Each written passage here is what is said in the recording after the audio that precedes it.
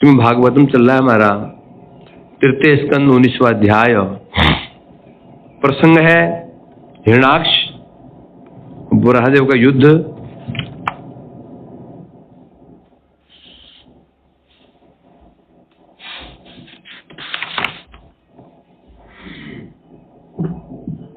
कहाँ तो हो चुका था? 14 नंबर श्लोक चल। तो यहां बताया कल वराहदेव ने हिरण्याक्ष गदा को अपने पैर से ही पहले घुमा दिया, बाद में छीन करके उसको जमीन में पटक दिया। जब गदा उसे हाथ से निकल गई, जगराह त्रिशिकम शूलम ज्वलनम लोलुपम यज्ञाय धृत रूपाय प्रियाय अभिचरण यथा विप्राय। जब उसे हाथ से गदा गिर गई तो गदा दोबारा गदा ग्रहण नहीं की लज्जा के मारे। अब उसने एक त्रिशूल लिया हाथ में, त्रिशूल त्रिशिक, जिनकी तीनों शूलों से अग्नि ज्वाला प्रकट हो रही थी, और उसका उसने भगवान के ऊपर प्रहार कर दिया। कैसे? विप्राय च अभिचरण यथा, जिस प्रकार से कोई वेदज्ञ ब्राह्मण के ऊपर ईर्ष्यावशतः कोई व्यक्ति कोई अभिचार मंत्र का प्रयोग करता है, परंतु वो मंत्र उस ब्राह्मणों के प्रभाव नहीं जमा पाता। क्यों नहीं? क्यों? कारण क्या? ब्राह्मण कौन है? वेदज्ञ है। उसी प्रकार से बता रहे हैं यहाँ पर, हिरण्याक्ष द्वारा छोड़ा गया वो त्रिशूल भी भगवान पर कोई प्रभाव दिखा नहीं पाया। तदोजसा दैत्य महाभटार्पितम चकाशदंतख उदीर्ण दीदिति चक्रेण विच्छेद निशातमेना हरिर्यथा पदत्रम जितम। कैसे? जब उसने वो अस्त्र छोड़ा त्रिशूल, वो आकाश में गया। आकाश में जाते ही सब दिशाएं आलोकित हो गई, तेज था उसका। अंतखा उदीर्ण दीदिति, जब वो अस्त्र आकाश में गया, आकाश उसे उद्भाषित हो गया। भगवान ने चक्र ने विच्छेद, भगवान ने अपने चक्र के द्वारा उसका विनाश कर दिया। कैसे? निशात नेमिना, भगवान ने अपने तीक्ष्ण धार वाला जो चक्र, सुदर्शन चक्र था, कैसा है? निशात, जिनका धार अत्यंत तीक्ष्ण है, ऐसे चक्र के द्वारा भगवान ने उस त्रिशूल को विनाश कर दिया है। कैसे? तार्क्ष पदत्रम उज्जितम, जिस प्रकार से देवराज इंद्र के द्वारा वज्र का प्रहार करने पर गरुड़ जी ने अपना एक पंख छोड़ दिया था, एक पंख केवल, सहसा ही, उसी प्रकार से भगवान ने आसानी से उसका जो अस्त्र था उसको निष्फल कर दिया।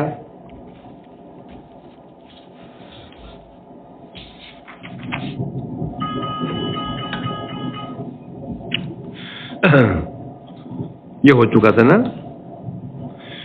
वृक्णे स्वशूले बहुधारिणा हरे प्रत्यत्य विस्तीर्ण मुरो विभूतिमत प्रवृद्धरोषम स कठोर मुष्टिना नदन प्रत्याहंतर धियतासुर। अब उसने हिरण्याक्ष देखा, मेरा तो त्रिशूल भी नष्ट हो गया। विकर्णे स्वशूले, उसका जो शूल था, त्रिशूल था, वो खंड खंड हो गया। कैसे? हरे बहुधारिणा, भगवान का जो चक्र था जिसमें बहुत धारे हैं, जो धारे हैं, बहुत धारयुक्त चक्र के द्वारा अपने शूल को नष्ट हुआ देख करके प्रत्येत विस्तीर्ण मुरो विभूतिमत प्रवृद्ध रोषम स कठोर मुष्टिना। अब क्रोध और बढ़ गया। उन्होंने अपनी कठोर मुष्टि मुक्का बना करके क्या किया, भगवान का जो विस्तीर्ण उर मैंने वक्षस्थल, विशाल वक्षस्थल कैसा है बता रहे हैं, विभूतिमत, विभूति मने साक्षात लक्ष्मी जी का, विभूति लक्ष्मी जी का निवास स्थान। लक्ष्मी जी कहाँ निवास करती है, भगवान के वक्षस्थल में निवास करती है। कैसे, स्वर्णरेखा के रूप में, और एक रूप में उनके चरणों में निवास करती हैं। तो लक्ष्मी जी का जो आश्रय स्थल, जो उनका वक्षस्थल है, उस पर कठोर मुष्टिका का उसने प्रहार कर दिया। प्रवृद्ध रोषम, अत्यंत क्रोध बढ़ गया, उसने प्रहार किया। कैसे, नदन प्रहत्यांतर धियत असुर, प्रहार किया भगवान के वक्षस्थल पर है, और प्रहार करके अंतर अधियत, अंतर्धान हो गया है, अपनी माया बल से अंतर्धान भी हो गया। अब बता रहे यहां पर है, हरि का वक्षस्थल पर आघात किया, अंतरदेव ब्रहादेव सहित साक्षात, अब वो अंतर्धान क्यों हो गया, उसने विचार किया इसके साथ में साक्षात युद्ध नहीं कर पाऊंगा, जीत नहीं पाऊंगा, मेरी गदा निष्फल हो गई, त्रिशूल नष्ट हो गया, मुष्टि का प्रहार किया, उसमें कोई प्रभाव पड़ा नहीं। उसने विचार किया था ऐसा मुक्का मारूंगा छाती फट जाएगी, मर जाएगा, कुछ नहीं हुआ। विचार किया मुझे माया युद्ध करना होगा, तो वो छिप गया, अंतर्धान हो गया। तेन माहत छत्र भगवानादि शुकर न कंपत मनाक्वाप्य सजाय हत एव दीप। अब क्या हुआ, उसका जो मुक्का था बड़ा कठोर था, विशाल, बड़ा बलशाली मुक्का था। तेन इत्थम आहत, उसने बड़े जोर से भगवान वक्षस्थल पर मुष्टि का प्रहार किया था। छत्त मने, हे भगवान, हे मैत्री जी कह रहे हैं, हे विदुर जी, भगवान जो आदि शुकर है, आदि अवतार जो शुकर अवतार है, आदि वराह है, उनके वक्ष पर मुष्टि का प्रहार किया, परंतु भगवान मनाक न अकंपत। मनाक मने देखिए, बोला क्या मनाक है कि श्लोक में क्या,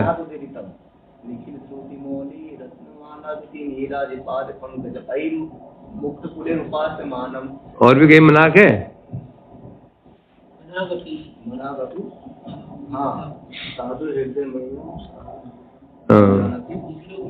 तेभ्यो मनागपी। मनाक मन होता है लेश मात्र भी, उसके उस भयंकर मुष्टि का घुसे का प्रहार भी भगवान न कंपित, लेश मात्र भी डिगे नहीं।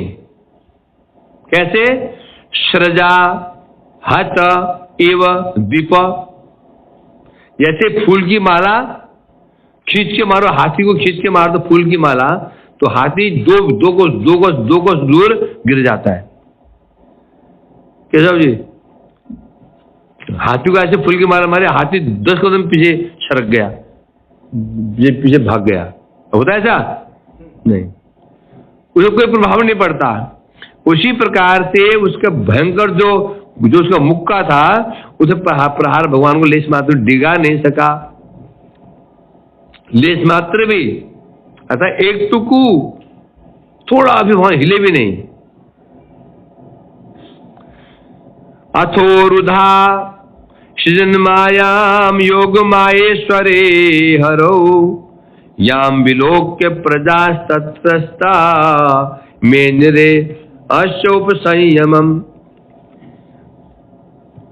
अथ उरु धाम सृजन मायाम, योग माहेश्वरे हरो। अब उसने क्या किया? भगवान कौन है? योग माहेश्वरे, जो योग माया के भी ईश्वर है भगवान, मायावी के भी मायावी जैसे भगवान है, उस भगवान के ऊपर अब उसने क्या किया? सृजन मायाम, अपनी माया का प्रयोग किया। कैसे माया? उरुधा, उरु मने विशाल माया, अनेक प्रकार की माया का प्रयोग किया उसने भगवान के ऊपर, है करने लगा। याम विलोक क्या? उसी ऐसी माया को देख करके जितनी प्रजा, याम विलोक प्रजा कौन है? देवता, आदि ब्रह्मा जो देवता थे, त्रस्ता, भयभीत हो गए। ऐसी माया दिखाने लगा कि सब देवता भयभीत हो गए। मेंजरे अश्योप संयमम है, और विचार करने लगे, ऐसे लगता है इसकी माया से संसार का विनाश हो जाएगा। भयंकर उसकी माया दिखाने लगा वो है। प्रभुर्वायवश्चान चंडास्तम पांसवमेरयन दिग्भ्यो निपुणेर ग्रावाण क्षेपणे प्रहिता। अब क्या हुआ? कैसी माया थी? प्रभुर वायवश चंडास्तम, अकस्मात प्रचंड वायु आंधी चलने लगी, जिससे तमा पांसवा, क्या हुआ? तमा पांसवम एरियन, चारों ओर 500 में धूल ही धूल हो गई। ऐसे आंधी चलने लगी, चारों ओर जितनी भी दिशाओं को धूल ने ढक लिया। कैसे बता रहे हैं? दिग्भ्यो निपुणेर निपेतुर अग्रावाण क्षेपणे प्रहिता। और क्या होने लगा? दिशाएं धूल से आच्छन्न हो गई। उस समय क्षेपण यंत्र होता है जिसके द्वारा हम पत्थर फेंकते हैं। गुलेल है, गुलेल क्षेपण कहते हैं, जैसे पक्षी किसी वस्तु को फेंकते हैं, क्षेपण। अब तो तोप हो जाता, तोप है तो पहले राजा लोग क्या करते थे?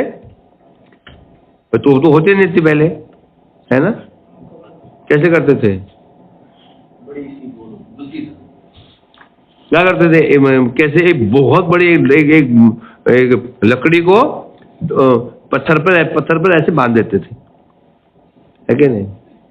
और उस पीछे से उसके कोने में बड़े बड़े पत्थर लटकाते थे, फिर उसको एक तरफ से झुकाते थे, फिर छोड़ते थे उसको, और जो जोर से पत्थर उछल करके जो ऊपर किला है वहां पे गिरता था। पहले ऐसे करते थे। अब फिर गुलेल है, गुलेल का क्षेपण यंत्र है। क्षेपण में होता है क्षेपण फेंकना। तो क्षेपण यंत्र के द्वारा क्या हो रहा था?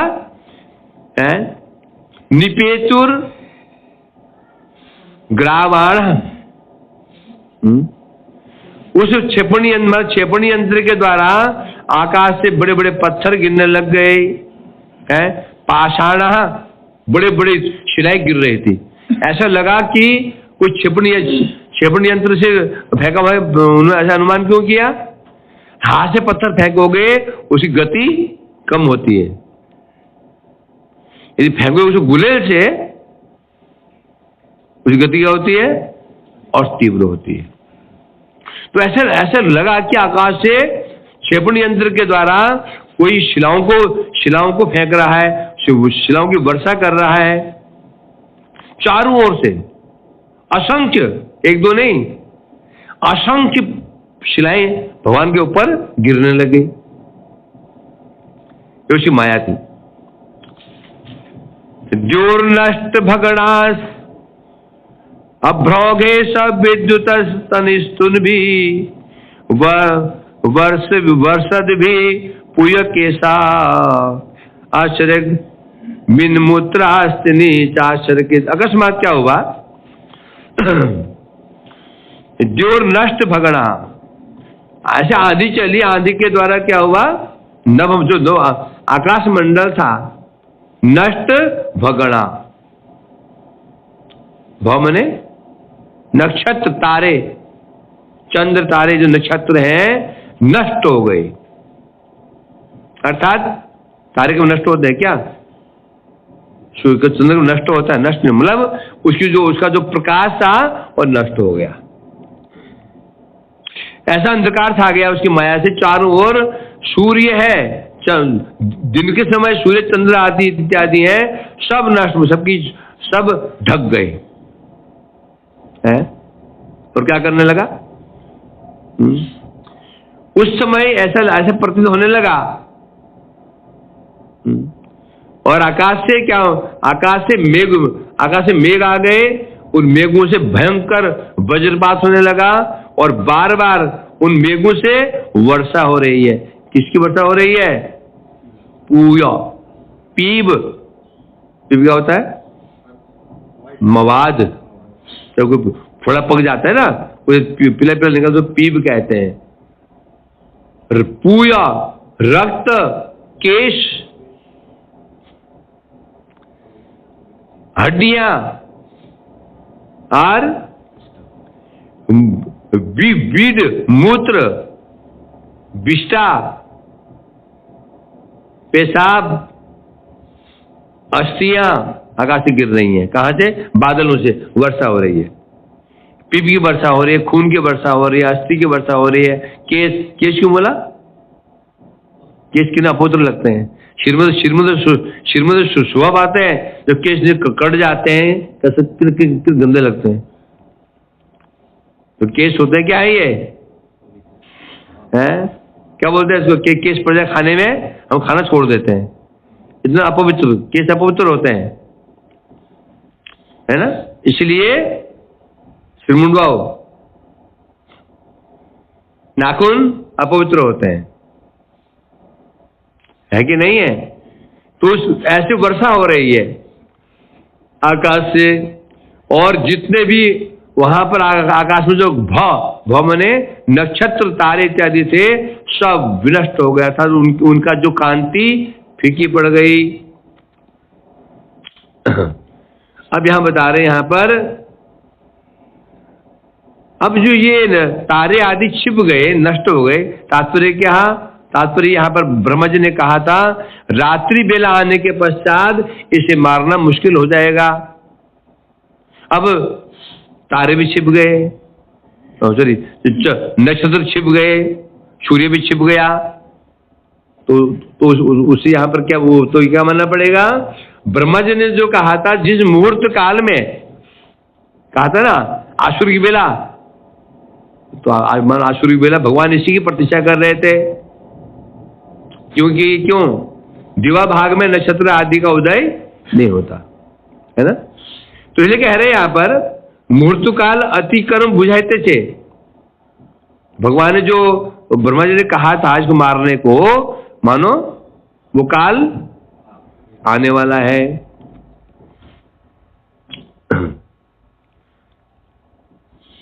भगवान ने क्या विचार किया था, अब तो मैं इसको रात में ही मारूंगा,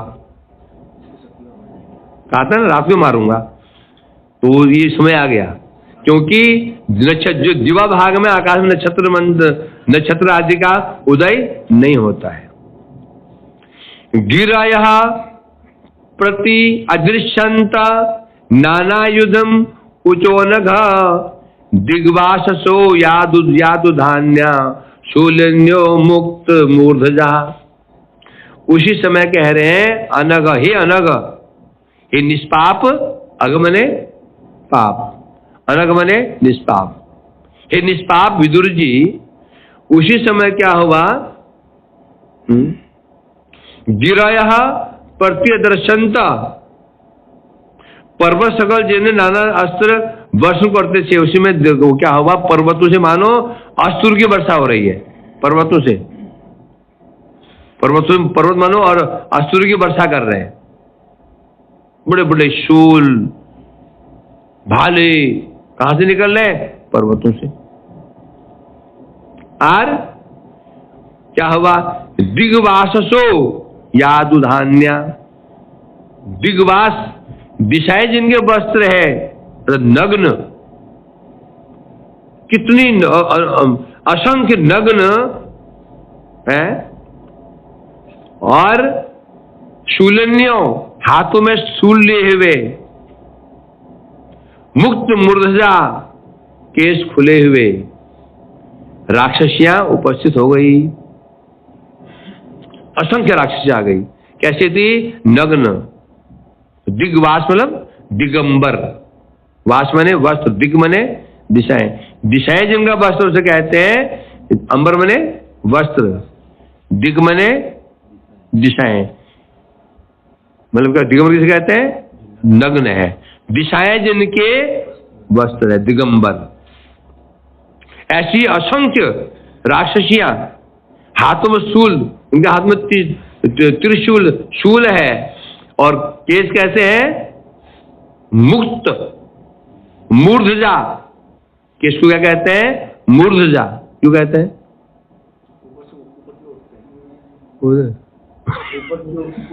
मूर्ध मैंने सिर, जो सिर पर उत्पन्न होते हैं ऊपर उड़ते हैं,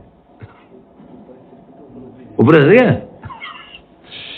तो इसे कहते हैं यहां पर मुक्त मूर्धजा था, केस खुले हुए थे उनके।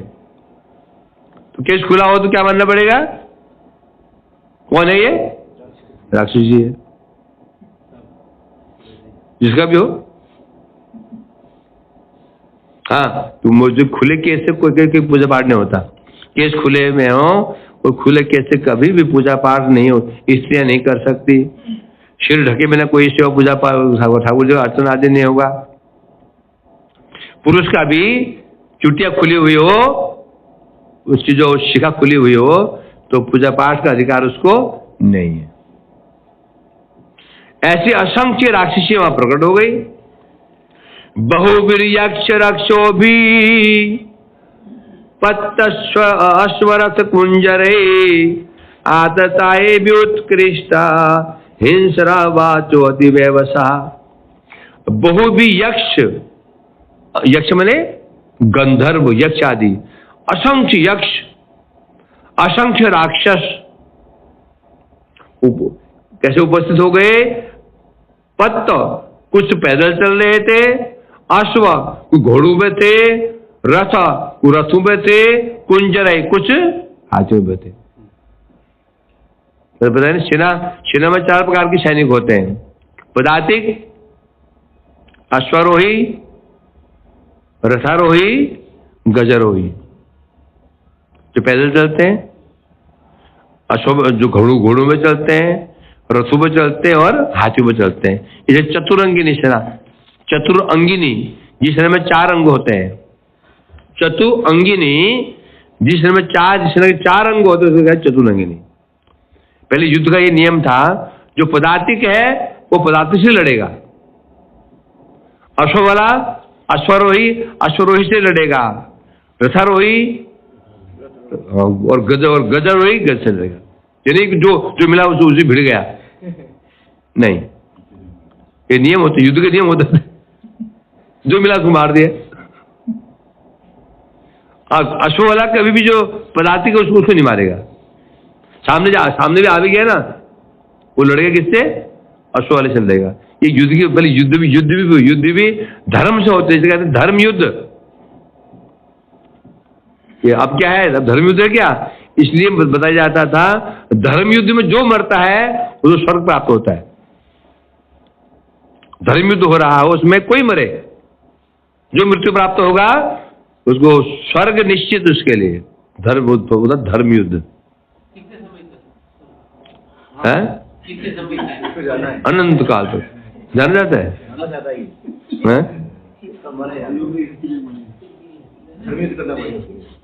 तो युद्ध धर्म युद्ध होना चाहिए, परंतु ये नहीं कि धर्म युद्ध करोगे। जैसे कोई यहाँ पे देश के लिए कोई मरता है, शहीद होते हैं, तो वो वो लोग कहाँ जाते वो धर्म युद्ध नहीं है। देश के लिए होता है, शहीद हुए, निकाल दिया। धर्म युद्ध क्या है? सामने सामने लड़ो, छिप करके बाहर नहीं करना है। नहीं, आपने बताया था कि हाँ, जो देश के लिए लड़ रहा है, अब ये नहीं है कि अब इसके देश के लिए देश यदि अधर्म कर रहा है तो ठीक है, देशभक्ति भी एक सत्कर्म है, मान लिया। वो देश ही यदि अधर्म कर रहा हो तो एक देश है वो अधर्म कर रहा है। अब सैनिक लड़ रहे हैं, उसके जो सैनिक लड़ रहे हैं उसके वो क्या है? वो धर्मयुद्ध। क्या धर्मयुद्ध किसे कहते हैं? केवल अपनी प्रजा की रक्षा के लिए युद्ध किया जाता है, उसे कहते हैं धर्मयुद्ध। दूसरी संपत्ति हरण करने के लिए यदि किया जाता है तो फिर अधर्म हो गया। अब अपनी प्रजा की रक्षा के लिए युद्ध किया जाता है कि प्रजा की रक्षा के लिए, तो या धर्म की रक्षा के लिए या प्रजा की रक्षा के लिए, तो उसमें धर्मयुद्ध है। यदि केवल अपनी प्रतिष्ठा के लिए किया जाए और सम्मान के लिए किया जाए, अधर्म युद्ध है। पहले ऐसे नहीं होता था। सोचो ना, दशरथ महाराज जी को देवता लोग भी स्वर्ग में लेकर गए थे।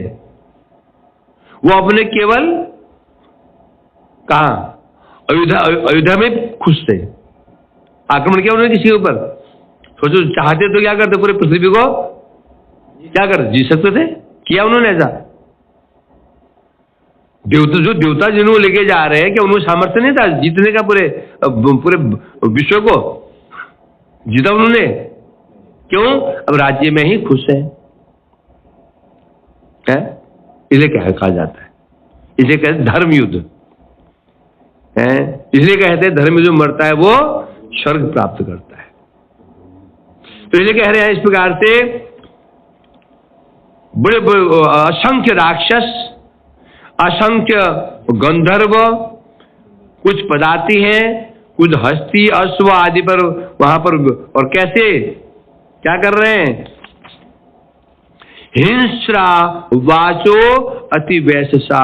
हिंस्रवाच, मारो मारो मारो, ये आया हो, ये काटो, मारो काटो, मारो काटो, इसको मारो उसको मारो, ऐसे हिंसक बातें कर रहे हैं।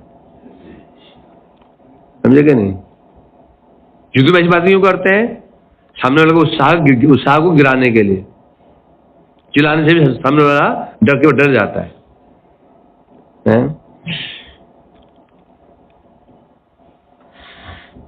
प्रादुष्कृतानां मायानां आसुरिणां विनाशयन् सुदर्शनास्त्रं भगवान प्रायुक्तम दैतम त्रिपाद। ऐसे विशाल सेनाओं को देख करके राक्षस, एक से बढ़कर राक्षस, उनके आकार विभिन्न आकार, कोई किसी आकार का है, कोई किसी आकार का है, कोई घोड़े के आकार में, कोई भैंस के आकार में, कोई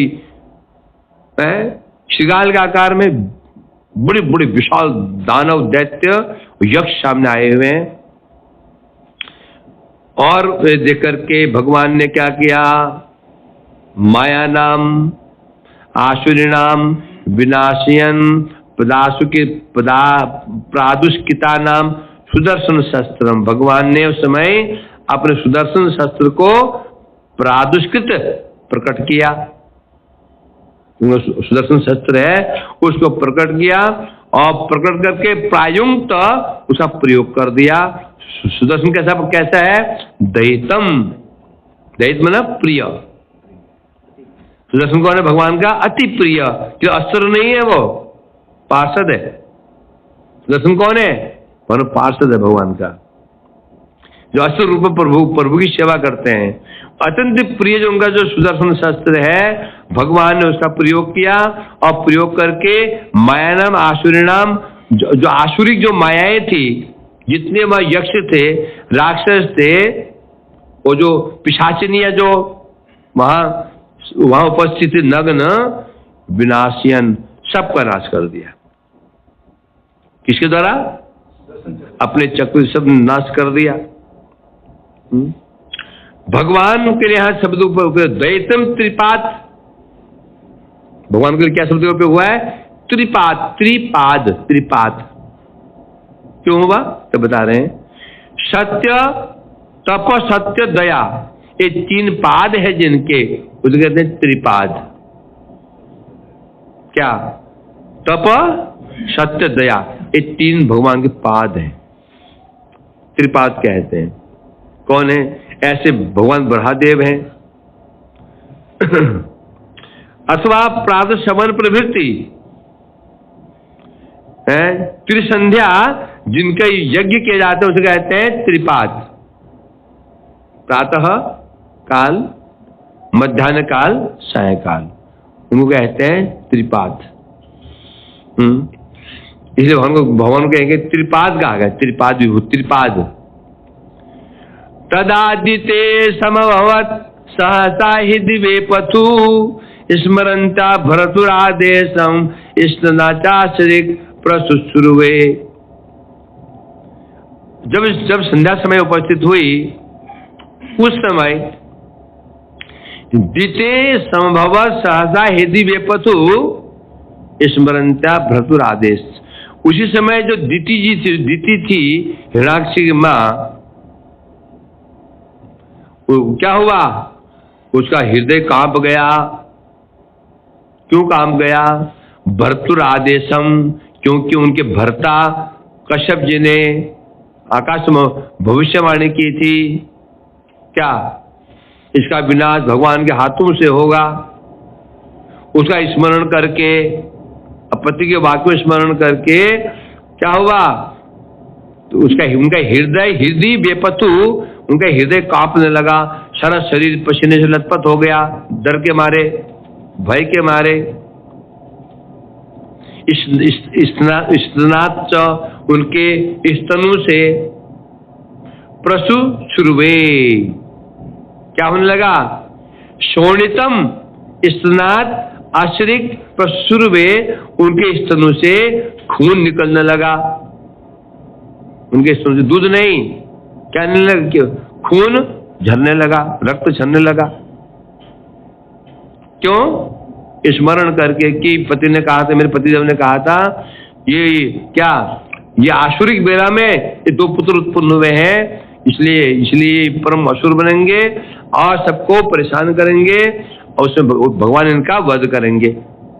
याद हुआ उनको, वो स्मरण हुआ, देखा था ना नृसिंह अवतारम में, देखा था कि नहीं?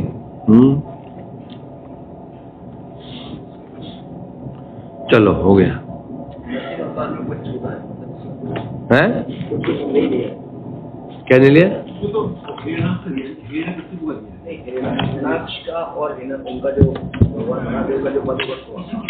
अरे वो विषय कौन था? नृसिंह भगवान था, तो उनकी दिखाएंगे उसमें। ये संक्षेप बता। वांछा कल्पतरुभ्यश्च कृपा संपैतानां पावनोष्णोभ्यो नमः।